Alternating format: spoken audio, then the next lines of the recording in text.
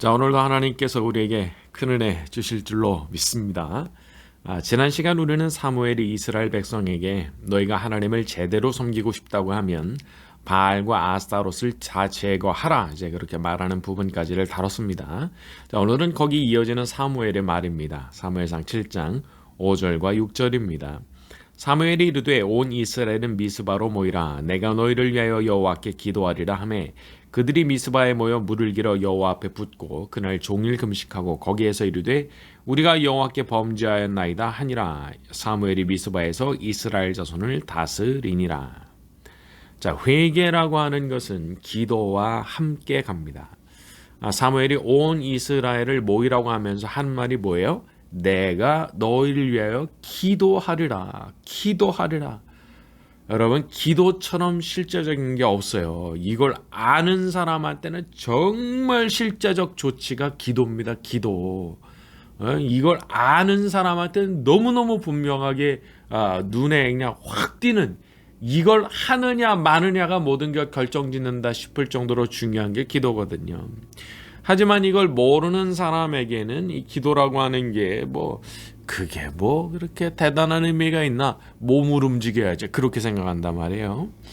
자, 하지만 이 기도라고 하는 것은 사람이 하나님을 향해서 방향을 전환하는 것이고, 하나님과의 끊어졌던 그 연결고리가 다시 이어지게 만드는, 하나님과 끊어졌던 그 다리가 다시 이어지게 만드는 어쩌면 유일한 방법입니다. 그러니까 기도가 없이는 영적 방향 전환도 되질 않고 하나님과 끊어져 버렸던 그 다리도 다시 연결이 안 돼요. 그러나 반대로 기도를 하게 되면 방향 전환이 가능해지고, 그리고 끊어졌던 다리가 이어지게 됩니다. 그렇기 때문에 여기에 기도의 중요성이 있는 거예요. 자, 6절에 보면 미스바에 모여서 물을 깃고 여호와 앞에 부었다라고 돼 있는데, 여기에 대해서는 여러 가지 견해들이 있습니다. 이것을 어떤 기우제의 의미로 보는 사람들도 있고요. 혹은 생명체에게 가장 소중한 것으로서 물을 부어드렸다 그러는 사람들도 있고, 또 혹은 이것을 어떤 금식의 의미로 보는 분들도 있더라고요. 자, 그런데 아무튼 중요한 것은 이 안에 분명한 정성이 담겨 있다는 겁니다. 그 더운 지방에서 물이라고 하는 게 얼마나 귀한 거예요. 이거는 흔한 게 아니거든요. 우리나라처럼 그렇게 흔한 게 아니기 때문에 이 안에 아주 그만큼 정성을 들인다고 할까, 그런 게 담겨 있는 겁니다. 자기의 정성. 자, 제가 지금까지 오면서 이제 깨달은 것이 한 가지 있는데, 하나님께서 분명히 정성을 보신다는 거예요. 정성을. 이게 또 가르침이라고 하는 게 또 좀 유행이 있는 것 같아요. 근데 이제 한때 제가 이제 좀 더 이제 어렸던 시절에 유행했던 가르침이 뭐냐면, 이렇게 하나님의 정성을 보신다라고 하는 그런 말에 대해서 이걸 무슨 기복신앙으로 취급한다든지 그런 경향이 있었어요. 근데 제가 지금까지 오면서 이제 관찰하고 경험하면서 제가 내린 결론은요, 물론 그게 이제 잘못된 방향으로 흐를 수도 있겠죠. 그렇지만 분명히 하나님은 사람이 드리는 정성을 보십니다. 그게 제가 내린 결론이에요. 그러니까 그걸 아무것도 아닌 걸로 생각하면 안 돼요. 더 예전 시대에는 하나님 앞에 헌금 드릴 때도 있고 다리미로 이렇게 지폐를 다려서 드리고 그랬다고 그러잖아요. 그러니까 그게 뭐냐 하면 정성이에요, 정성. 그러니까 그런 정성 자체가 아무것도 아닌 게 아니라 말이죠. 그러니까 생각을 잘못하면은 안 되는 거예요. 내가 아무런 정성을 들일 필요가 없이도 신앙생활이 가능한 줄 알면 그 엄청난 착각입니다. 하나님 앞에 마땅한 자기의 정성을 드릴 줄 알아야 되는 거예요. 자, 그리고 또 뭐 했습니까? 금식을 했죠, 금식을. 자, 사람이 하나님 앞에 나가서 회개하고 제가 잘못했습니다, 제가 하나님 앞에 돌이키길 원합니다, 좀 용서해 주십시오, 요거를 이제 금식이라는 방식으로도 할 수 있는 거예요. 자, 이 회개라고 하는 것은 지극히 가벼운 마음으로 하면 할수록 그 효과랄까, 그 효력이랄까 하는 것이 약한 법이죠. 특히 그것이 아주 심각한 종류의 죄라고 하면, 심각한 종류의 잘못이라고 하면 사실은 그만큼 무게감 있는 회개 기도도 필요한 겁니다. 자, 회개를 값싸게 하면 할수록 그 가치가 떨어지고 힘이 없어요. 그러나 반대로 그 값을 비싸게 치르고 아주 금식까지 하면서 회개 기도를 드린다고 하면 그것은 하나님 앞에서 아주 큰 가치가 있는 것이고 하나님께서도 그걸 기쁘게 받으시는 겁니다. 그러니까 이 회개라고 하는 게 너무 어려워도 안 되지만 회개가 너무 쉬워도 그거 이상한 거예요. 그래서 우리가 사안에 따라서 좀 잘 분별을 할 필요가 있습니다. 사소한 일들에 대해서까지 이제 너무 무겁게 회개를 가져간다고 그러면은 영적으로 짓눌립니다. 요거 조심하셔야 돼요. 그냥 뭐 볼 때 그냥 일상적인 그런 뭐 그냥 흔한 잘못이기 때문에 그렇다 싶으면 그런 것은 또 가벼운 회개로도 가져갈 수 있어요. 그걸 가지고 막 너무 무겁게 회개를 가져가면 그 사람이 그 짓눌려서 못 사는 겁니다. 하지만 또 반대로 이게 볼 때 너무 심각한 사안이거든요. 제가 사연을 들어보면은 야, 이거는 진짜 이게 보통 잘못은 한 게 아닌데 싶으신 분들이 있어요. 그러면 이런 분들은 하나님 제가 잘못했습니다. 이렇게 하고 넘어간다. 이거 진짜 곤란한 겁니다. 그래서 이게 사안에 따라서 작은 일과 큰 일을 좀 구별하면서 회개에 있어서 어떤 무게를 싣는 일을 잘 분별을 해서 진행을 해야 될 필요가 있어요. 그래서 그런 부분에 대해서도 지혜를 구하고 또 하나님 앞에 일단 겸손하게 엎드리시면 됩니다. 이 회개라고 하는 것은 큰 회개든 작은 회개든 진정성으로 시작하는 거거든요. 그러니까 겸손하게 나아가서 엎드려 기도하는 가운데 기도를 하시다 보면 이것이 참 내가 가볍게 넘어갈 수 있는 문제인지 아니면 정말 하나님 앞에 큰 회개의 마음으로 나가서 기도하고 뭐 금식이라도 해야 될 만한 것인지를 아마 성령께서 깨우쳐 주실 거라고 생각해요. 자, 그리고 여기서 좀 특이한 표현이 나오는데 사무엘이 미스바에서 이스라엘을 다스리니라 이 부분입니다. 다스렸다? 이게 무슨 의미나 말이죠. 제가 좀 찾아보니까 이걸 리더십으로서 사사로서 사무엘이 전면에 등장한 장면으로 보는 견해가 있더라고요. 그러니까 미스바에서부터 사사로서 그러니까 영적인 리더뿐만 아니라 어떤 정치적 의미에서의 리더로서도 이제 본격적으로 사무엘이 그 존재를 이제 드러냈다 이제 그렇게 보는 거죠. 자, 7절에서 9절로 갑니다. 이스라엘 자손이 미스바에 모였다함을 블레셋 사람들이 듣고 그들의 방백들이 이스라엘을 치러 올라온지나 이스라엘 자손들이 듣고 블레셋 사람들을 두려워하여 이스라엘 자손이 사무엘에게 이르되 당신은 우리를 위하여 우리 하나님 여호와께 쉬지 말고 부르짖어 우리를 블레셋 사람들의 손에서 구원하시게 하소서 하니 사무엘이 젖 먹는 어린 양 하나를 가져다가 온전한 번제를 여호와께 드리고 이스라엘을 위하여 여호와께 부르짖음에 여호와께서 응답하셨더라. 이 회개라고 하는 것이 항상 그 즉시 축복으로만 연결되는 건 아닙니다. 여기 보니까 회개하려고 모인 그 자리에 습격이 일어나죠. 습격. 그러니까 블레셋 사람들이 저기 이스라엘 백성이 다 모였다는 소식을 듣고 전쟁을 벌이려고 덤볐다는 겁니다. 여러분 이런 면에서 각오를 오히려 좀 단단히 할 필요가 있어요. 그러니까 싸움이 없다고 생각하시면 오산입니다. 내가 마음을 돌이키고 하나님께로 방향을 전환하고 내가 막 금식하면서 하나님 앞에 가까이 나가려고 하죠. 그러면 이 영적인 원수들이 마귀들이 그걸 보고 아주 분노를 합니다. 그걸 너무 싫어하거든요. 그래서 오히려 나한테 덤빌 수도 있어요. 요걸 잘 알아두세요. 덤빌 수도 있어요. 자, 하지만 그래도 걱정할 필요는 없습니다. 왜냐하면 그런 공격이라고 하는 것이 결국 무위로 끝나게 되는 이유는 전능하신 하나님께서 그렇게 회개로 나아가는 나를 그냥 벌어두지 않으시고 날 위해서 은혜를 반드시 베풀어 주실 것이기 때문이죠.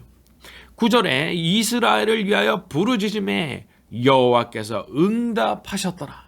여호와께서 응답하셨더라. 이전 같으면 더 위험해졌겠죠. 왜냐하면 내가 하나님 편에 서지 않았었으니까. 하지만 지금은 어때요? 내가 하나님 편에 섰잖아요. 내가 이제 회개를 통해서 하나님을 향해 방향을 전환했잖아요. 하나님과의 끊어졌던 관계가 회복이 됐잖아요. 끊어졌던 다리가 연결이 됐잖아요. 회복이 됐잖아요. 그러니까 이제 결과적으로 하나님의 도우심으로 인해서 반드시 내게 승리가 주어지게 되는 겁니다. 여러분이 회개의 가치가 참 대단한 거예요. 내가 회개했기 때문에 하나님의 도우심을 믿을 수 있는 거예요.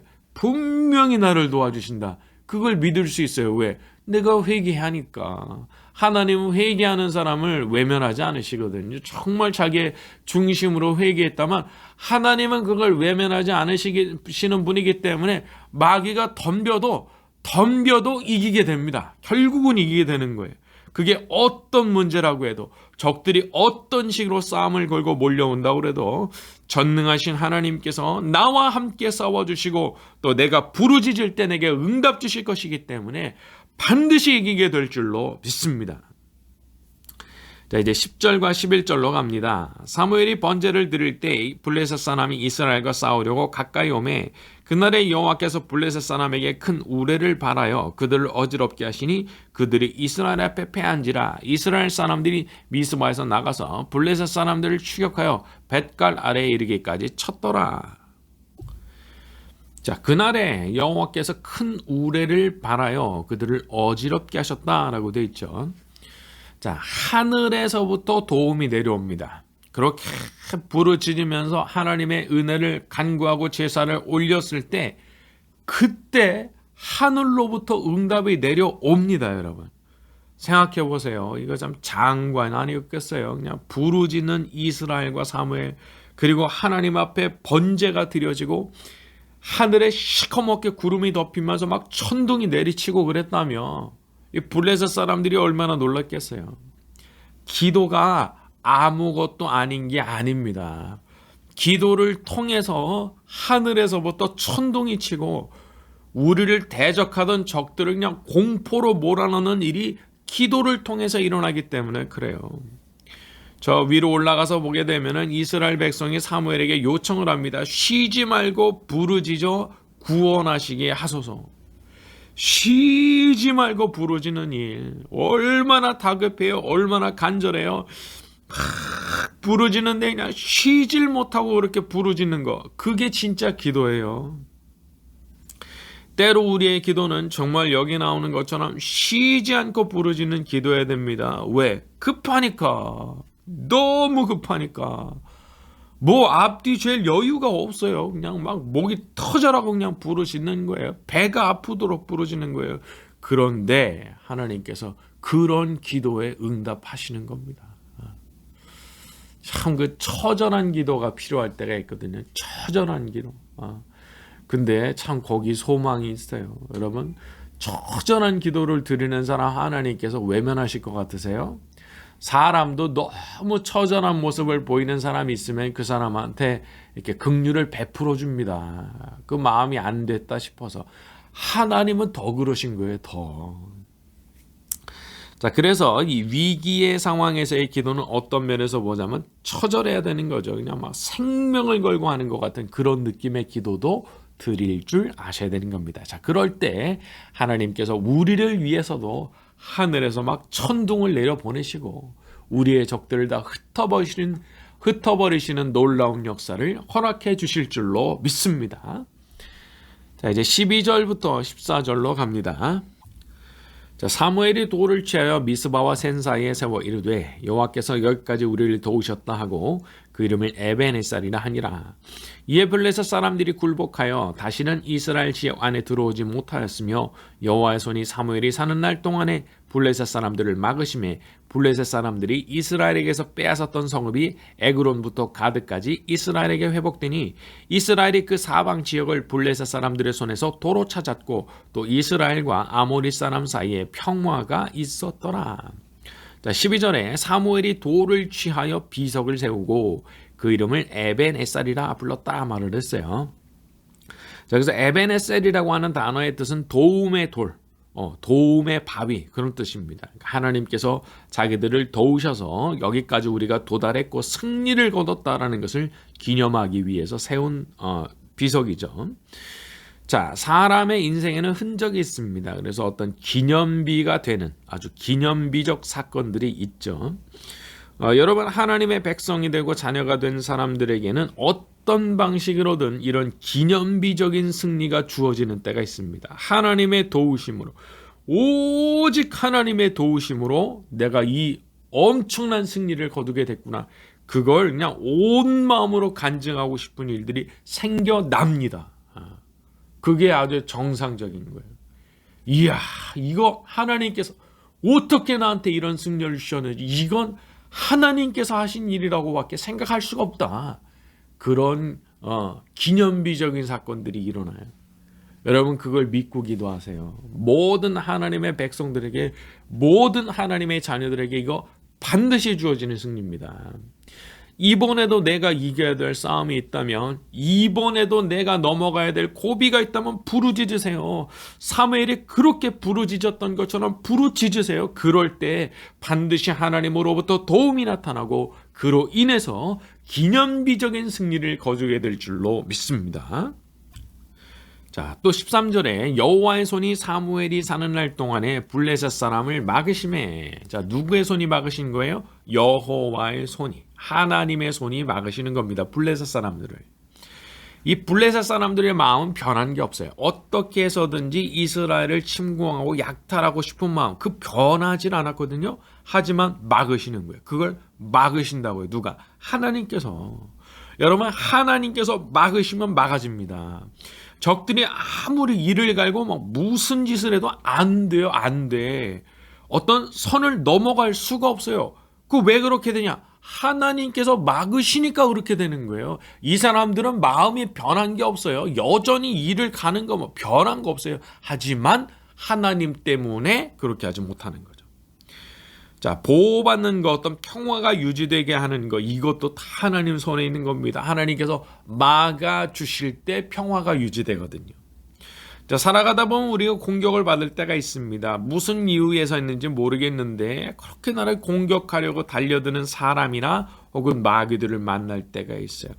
자, 그때 필요한 건 뭐예요? 이렇게 하나님께서 딱 막아주시고 적들이 고개를 들지 못하도록 하나님께서 그냥 꽉 눌러버리시는 그런 게 필요한 거예요. 개들이 막 달려들어서 나를 물어뜯고 싶어 해도 하나님께서 목에다 그냥 꽉 쇠사슬 그냥 묶어가지고 큰 나무에다 그냥 묶어버리시면 뭐 별짓 따해도 다가올 수 없는 거죠. 그와 같은 거예요. 자, 평화를 원한다면, 어떤 평화로운 상태가 되길 원한다면 보이지 않는 곳에서 이런 하나님의 역사심이 있어야 됩니다. 왜냐하면 그들의 마음은 변한 게 없기 때문에 강제로 눌러주는 그 힘이 사라지면 일제히 개들이 달려드니까, 그러니까 우리가 하나님 앞에 엎드려 기도하고 하나님의 보호하심으로 인해서 적들의 그냥 목에 다 쇠사슬이 묶이고 그냥 말뚝에 묶여버리는 그런 역사가 이제 필요하단 말이에요.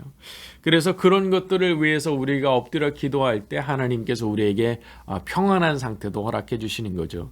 여러분, 영적으로 강력한 힘이 있어야 평안이 유지되는 겁니다.